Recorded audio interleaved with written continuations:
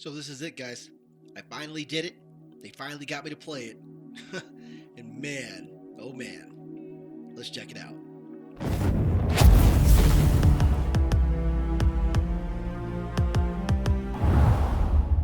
So what is Archeage? Archeage originally released in 2013. The Unchained version is an open world sandbox MMO comprised of the re-released Archeage minus a pay-to-win aspect that basically killed the original Archeage. Now, I've never played Archeage before. I'm a super new player, never touched the thing. So this review is based on a brand new player's perspective, what I went through, the trials and tribulations I survived. From what I was told, many players left the game originally because it was a pay-to-win. It's no longer the case. It's not a pay-to-win. That was one of the things that I liked right off the bat and got me to actually try out the game. Essentially, it's an MMO where you can do wherever you want, whenever you want, however you want.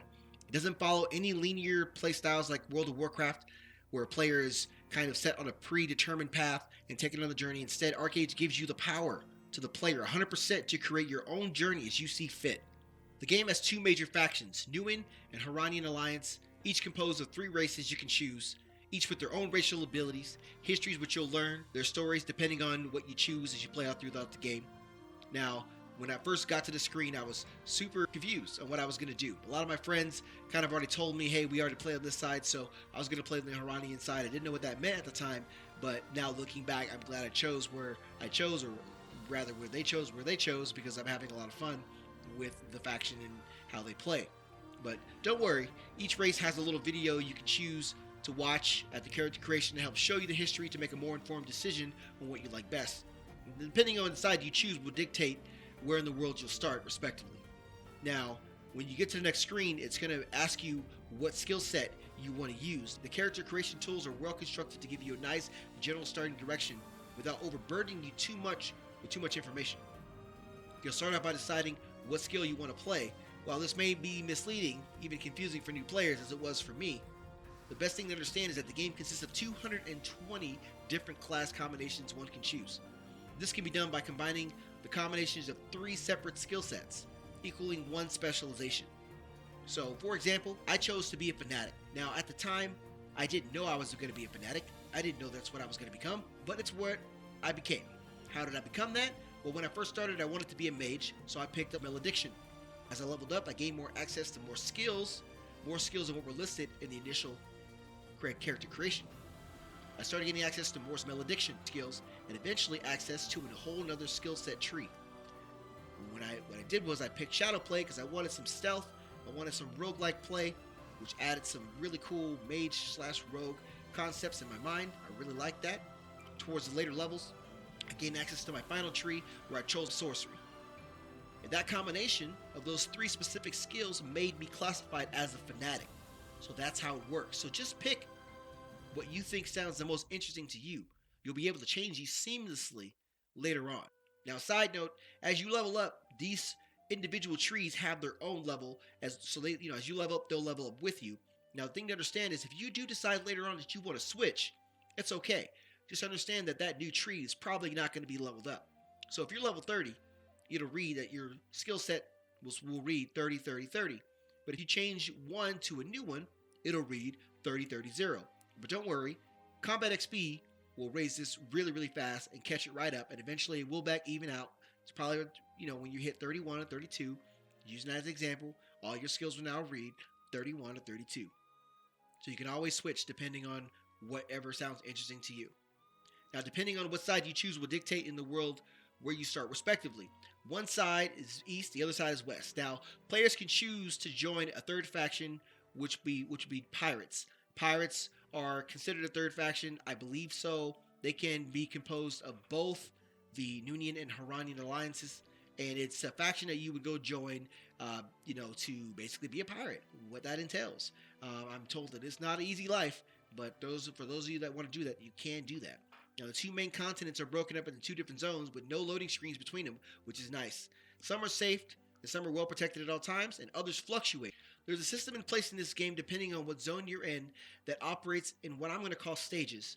Different stages will dictate different things. Some stages are always in peacetime because they're controlled by your respective faction, so you never have to worry about, people coming in. There's never a wartime or anything like that. But some zones, outside of your faction controlled area are going to go in stages. These stages, respectively, are going to decide whether or not the opposite faction will be able to attack you or not. This especially applies to PvP, where the opposite faction can only attack you anytime it's not peacetime within that zone. This is indicated on the screen at all times, so you always know what the status is wherever you are. Now, aside from the two major continents, one additional continent and many other zones that operate under the same revolving wartime to peacetime system, but they're based on NPC faction zones within the game. Now, side note, the PvP active time is divided into unrest, conflict, and war. During the unrest period of the game, it balances out the low and high players, creating a more equal playing field. So during that time, if you're jumped, it gives you kind of a chance, not a big chance, but a small chance to actually survive, or better yet, get away. There's lots of spells and abilities in Archeage, and what's really cool about this game is that these spells and abilities actually combo off each other if you know which ones to use. Now there's a combo tab in the game that allows you to actually open it up. You see the skill trees that you currently have equipped. You can then click on one skill and it will highlight other skills that complements to combo that skill. Now, if you actually hover over an ability and you read the tooltips, it will also show you the ability icon.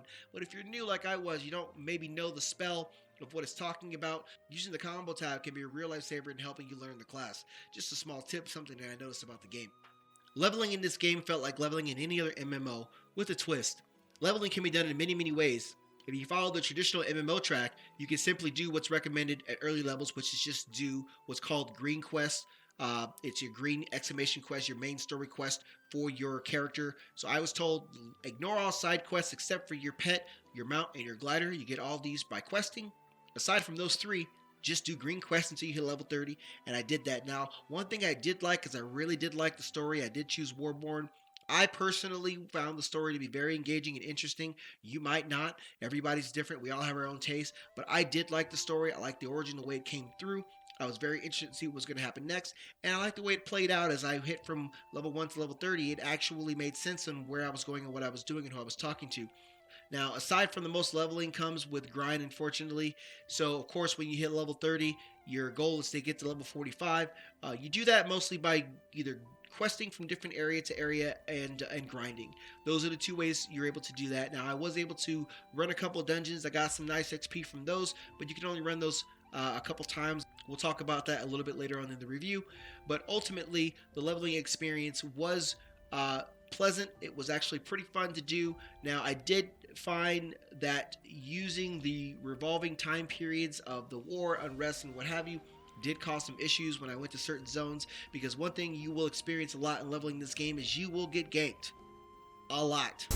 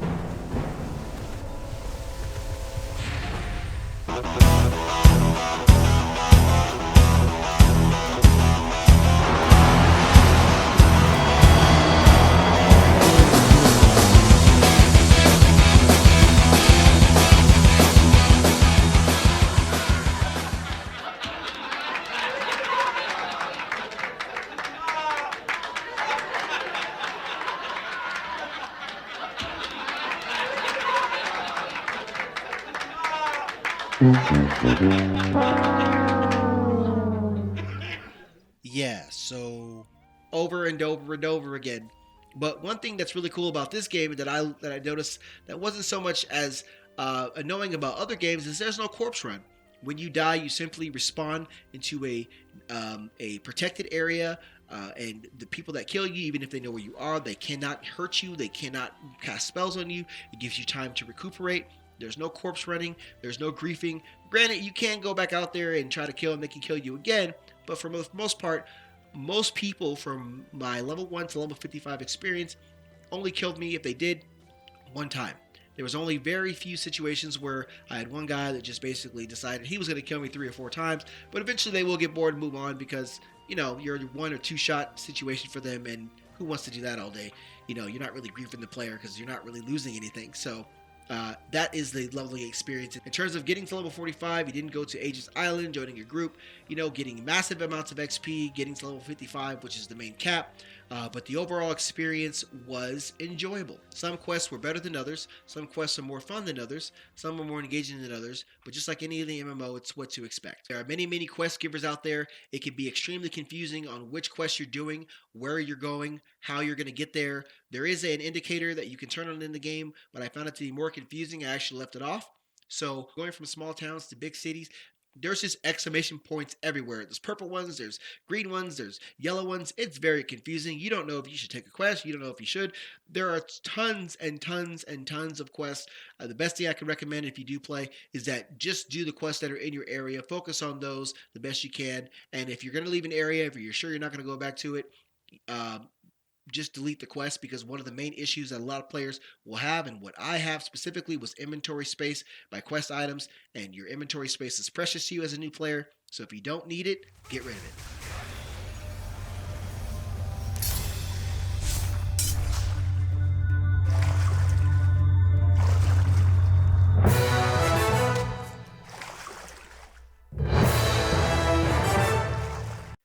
Essentially, everything in this game runs on what's called labor points. What are labor points? Well, essentially, it's a form of currency that's generated over time. They require labor to do pretty much anything in the game. Crafting, professions, completing trade runs, all the above. So basically, if you want to do something, chop a tree down, it costs labor points. You want to go fishing, it costs labor points. You want to plant a farm, build a house, cook food, labor points. At first, you don't really mess around with this or care too much about it because you're leveling, you're new, you have no idea what this is really going to be viable for. You know it's a resource that you're going to need eventually, but you don't really know too much about it.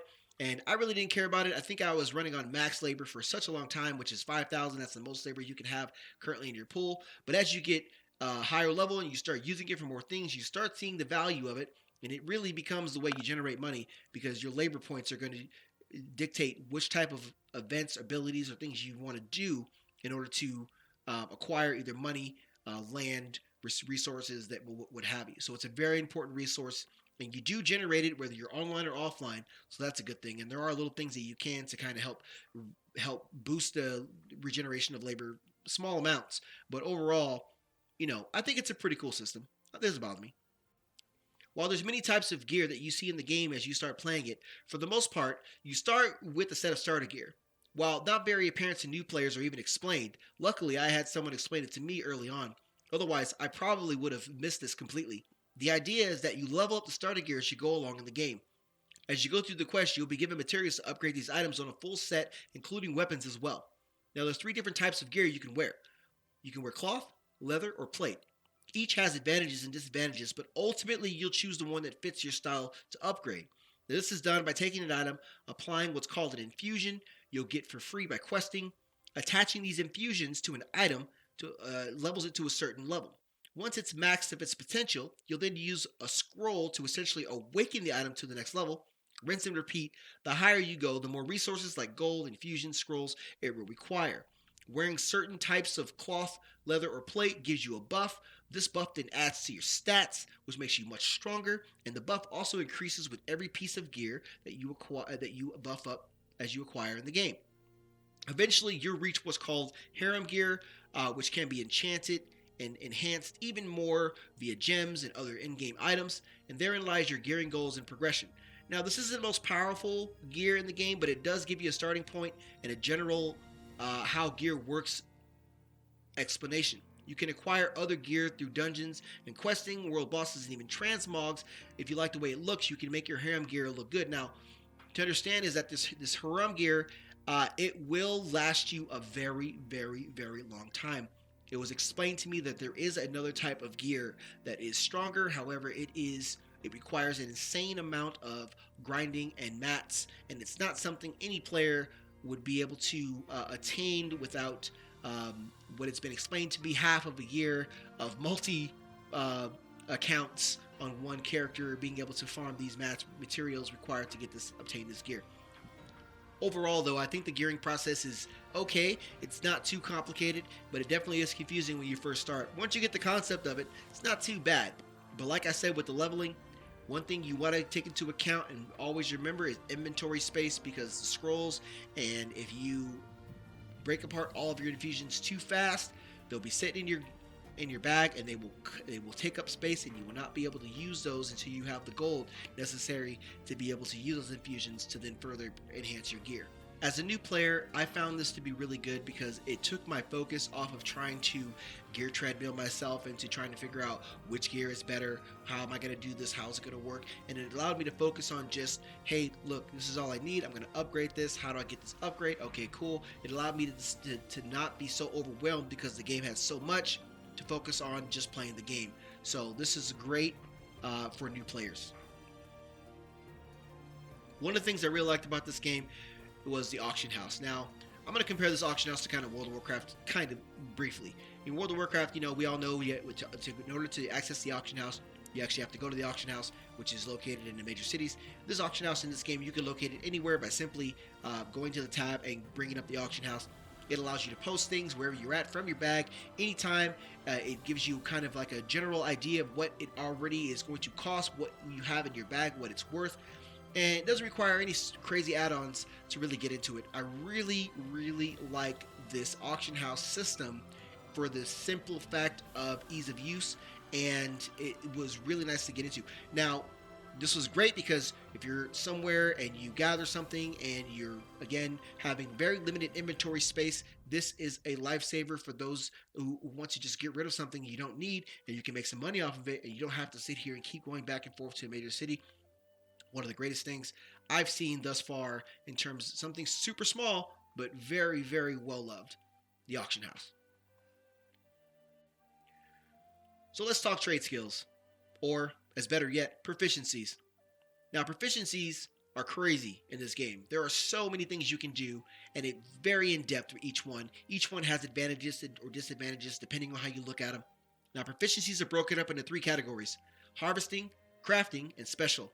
Anyone can do any types of anything of any time, but specializing in one gives you access to better quality things and more efficiency in that type if you focus on it. So if you want to be a farmer, you can focus on farming. And the higher quality proficiency you have, the better you are at farming. It gives you access to more things that other beginner farmers wouldn't be able to do.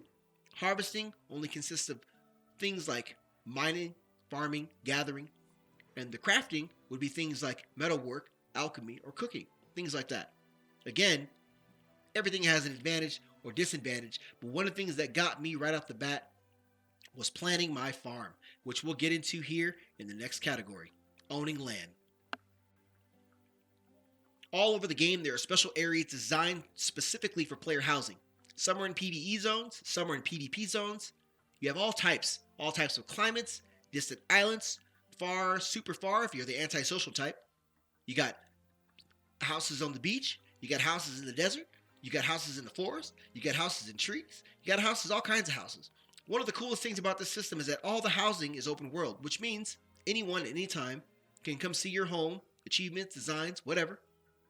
And this really gives a sense of community to the game. It really adds a sense of, look at me, look what I've done, or hey, check that out to the game, which I think is very, very unique and cool. Eventually, you'll get to the point where you'll want to have your own land. This is great for growing things like trees, lumber, livestock, or meat, or even owning a house or a mansion. But to do this, you first have to go looking for a plot of land that no one has gotten yet. Now, let me tell you from personal experience, this was probably the first situation I found to be extremely stressful in this game. It was very difficult for me to find a plot of land that no one else had. I searched for hours. It was over 3 hours, different areas all over the world, because the thing is, when this server was first released, when the game was Unchained was first released, you had what was called a land grab. And some people came on and they rushed to the area that they already knew, the veterans of the game already knew. They planted, they claimed their land, it's theirs. There's nothing you could do. There's a limited amount of land in different areas, and that's it. So as a new player, this was super frustrating because I found an area I liked, and I was like, I want to live here. And life said, you can't. And I said, why? And I said, because everybody's taking up the real estate. So that was one of the most frustrating things. But with a little bit of help from my friends, I did find an area, although maybe not the best area that I would like. I did find an area in Windsor, and that's where I ended up finding a place. Now, you have to first go looking for a plot of land that no one else has gotten. Once you find one, you need to claim the land with something like a house or a farm. Now, farms you can get free through a quest line in the game. You'll get an 8x8 farm. And once you have that farm, you own the land, you paid for taxes. The taxes on the land can be paid for using your labor each week. So, from the help from my friends, I chose to build a house on my land using my Gilda. Don't worry about that. The great thing is about this game is that when you build something, you actually have to build it using your labor. So, this home required lumber and stone, which after chopping down some trees for some logs, I converted them to lumber, and then you got to carry the lumber from the area that you made it to the house. So either lumber or the mining stone, whatever it is, you got to carry them in packs on your back. 20-pound hammer. And you got to carry it to the actual physical site using your labor, and you actually have to build it. Luckily for me, for the sake of the video, I had my friends help me out with a farm cart, which you also get at the end of a very long quest line, but I didn't have it yet, to haul all my packs at the same time. I still had to build it though. So, shouts out to Crash from SS Tier and Eisen, two of my really good friends. Thank you both. Thank you both guys for that. Appreciate that. A large amount of help. I couldn't have did it without you. Appreciate that. 1, 2, up top, high five. Now, once you get your home built, you can have things like decor, tables, storage beds to sleep. You can hang things on the walls, pictures of trophies. The list goes on. You can also upgrade your home. You can upgrade your farms. You can add more room for production. You can create packs of trade and even go on full trade runs from your home to other cities in different zones using carts or even a donkey, while you're carrying this trade pack for gold. And you can even set your home for what would be considered a Hearthstone in WoW. You'd be using a memory stone. You can actually teleport to your home anytime you want, as long as you have the currency. But, oh man, I got so stuck on the farming, the housing, the chopping, the planting, whatever you want, being able to just go out there and just, it felt very much like a Sims type, farmland type situation. I really loved it. It was very fun. One of the really big highlights for me for this game. So let's talk about the world. Let's just set the record straight. Archeage is a beautifully designed game when it comes to the atmospheric attributes. Even for a game that came out in 2013, it still holds the weight and feel for the sense of immersion, which traveling around and just seeing the different zones. Man, everything it has to offer. The game has a functional day and night system, wonderful water dynamics, showcasing from lakes, rivers, and waterfalls to even oceans. Each zone has its own climate, which not only shows the design of individuality, but affects things like wildlife, plant growth, and even real estate choices of the player. The world has many zones to travel through, which you can do on foot until you acquire better means to get around. The game has a wonderful quality of life portal system that allows players to basically go from one point to the other point. Anyone in their party or raid can also join them to instantly teleport to an area you've already been with a memory tomb, which essentially is a big book located at key locations around the game. There's so many mounts in the game, from wolves, horses, donkeys, deers, the list goes on. These all act as full companions you can name. You raise them from infancy to adulthood. They can be equipped with full armor. They even have their own set of abilities depending on which one you choose.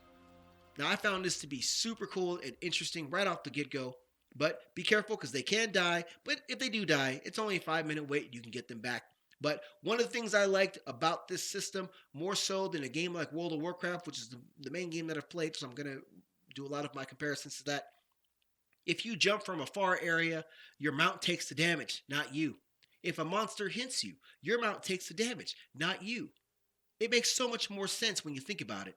A little barbaric, sure, but you don't take any damage until your mount dies. That's the way it's supposed to be. Take one for the team, son. That's how it's supposed to be. Now, these all act as full companions, as I said. You can even equip a glider. You can literally glide from mountaintops to mountaintops. You can literally use these gliders to escape from a pending doom, to traverse over large crowds of people you can't run through. All kinds of different ways you can use these. You can even go from water into land. The possibilities are endless. Each one having various grades, abilities, and designs. They can be crafted, and some are rare dropped off world bosses. There's such a high assortment of vehicles, some used for farming, some used for war, and some, just plain showing off and leaving everybody in the dust with sports cars. Can't get wrong with sports cars. There are so many ways to express yourself in this game. It is bonkers. The ocean content in Archeage really took me by surprise. Just like the homes and land, you have to build any ship that you're looking for, and there are a variety of ships to sail the ocean blue. When I started with what's called the Clipper, a fast, mobile ship with a harpoon, a cannon, abilities like speed boost and quick turning, and just like the mounts, everything on the ship could be adjusted, upgraded, even taken off completely to account for weight. Seriously? Making a ship, it was so much fun. Actually hauling out the packs, and showing the different stages, just like the homes. You show different stages. The moment you're at stage 1, it kind of builds out and your deck kind of gets a little more intricate. There's more things on it. And in stage 3, you have all these barrels and things like that. And you kind of see the outline of a ship, and it's really cool because you see the process. And as you build something, whether it's a house or a ship, you feel accomplished. You like, I did that. That's mine. I did that. I want to throw champagne on it. Let's break a glass and celebrate. You feel like you really accomplished something. And that's something that players really love, and it's really lacking in so many other games. So I like that a lot. Huge galleons or crazy abilities, cannons or submarines, deep dive, and even raise sunken ships from their watery graves. There's PvP combat, and pirates roaming the seas looking for treasure or to steal stuff from players and kill you for that juicy honor, which just adds a sense of depth, excitement, frustration, a little bit of fear, but of course celebration if you're able to fend off these dangers in the waters.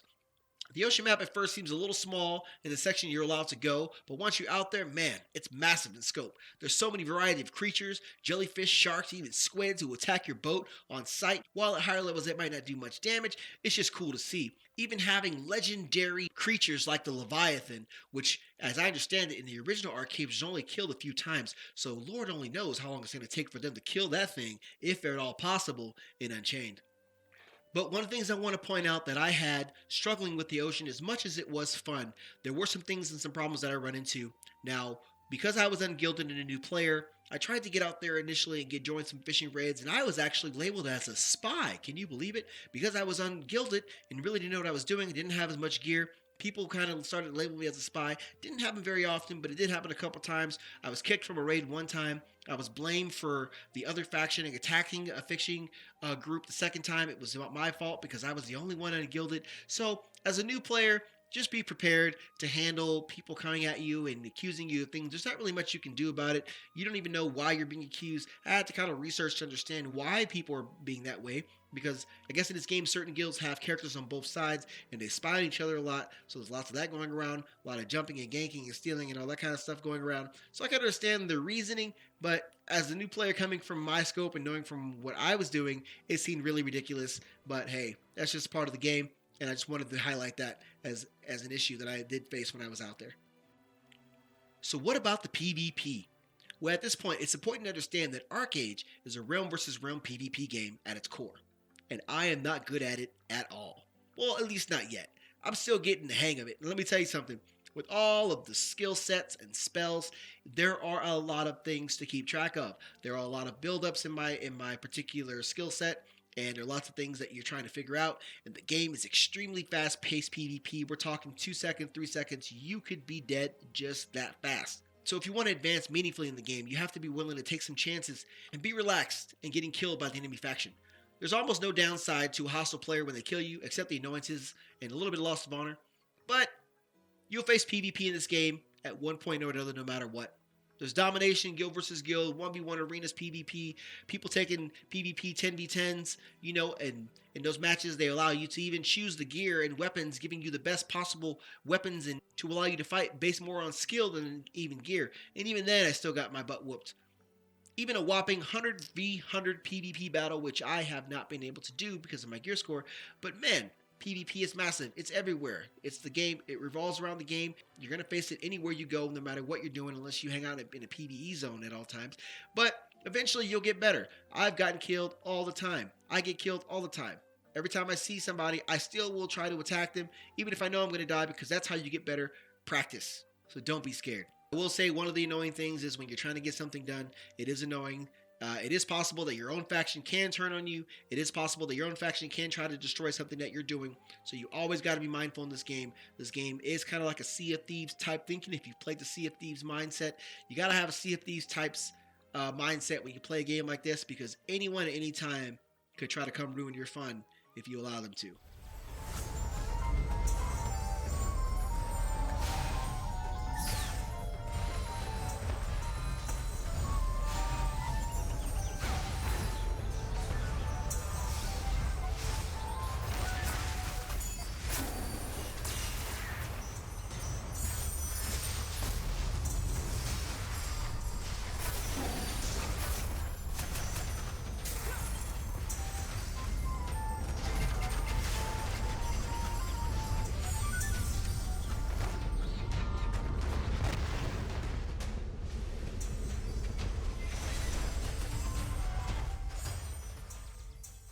Throughout the week, there are several events that go down throughout the game that revolve on certain time frames. These include raids, open events, PvP, PE events, and dungeons.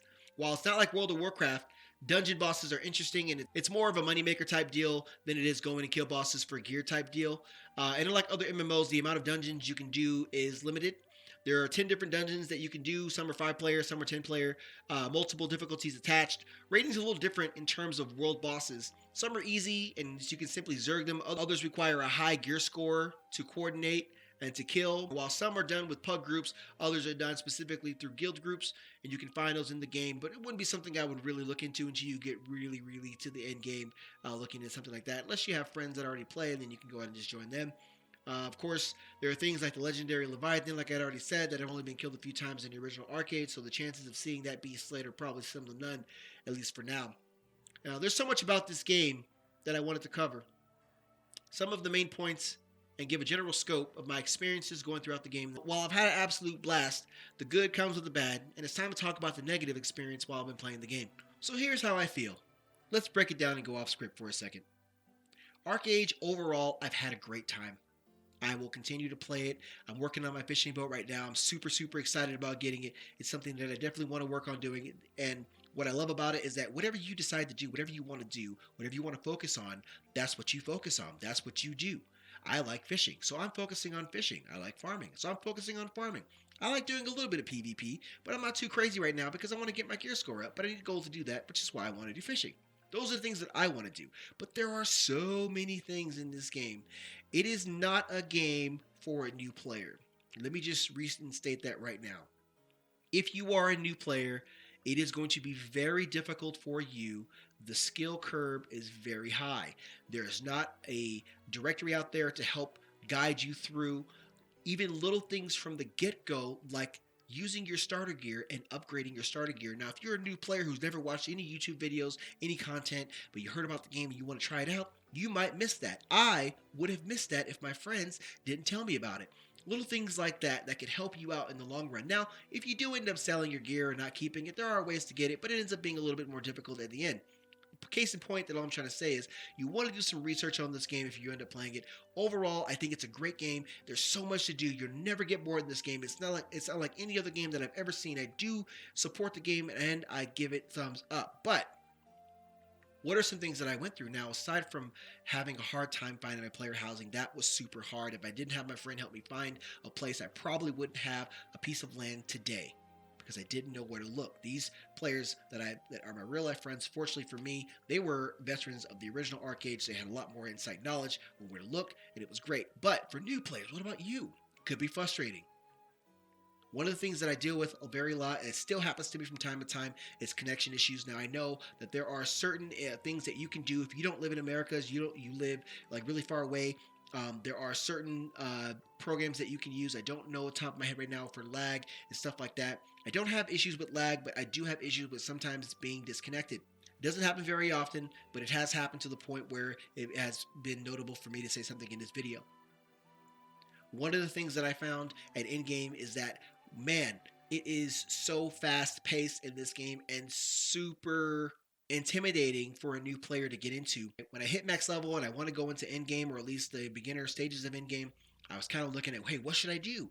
And I was told, hey, do your Haram dailies. What is a Haram daily? How do I do that? You got to join a guild, or not a guild, I'm sorry. You got to join a group and you just follow them around. You're doing these dailies, and it'll come to you. You'll figure it out. Man, the first time I joined one of these, I didn't know what was going on. I'm trying so hard to keep up. I did not finish my main quest to get a mount that you're supposed to get at the end, and I was much slower than the group. People everything is happening so fast. It's hard for you to catch up. So the one thing that I do want to point out in this is that this game will be really hard to get the concept of it, and with a big but. Once you get a general idea of what's going down, once you understand a general idea of how things are running, it's pretty cool. You will start to have fun. You will start to breeze through it. You will start to realize, oh, these Haram dailies, not a big deal. I understand now. I understand what's going on. But when you're coming from another game and you've never played before, man, it could be a huge brick wall, huge slap in the face to try to figure out what's going on.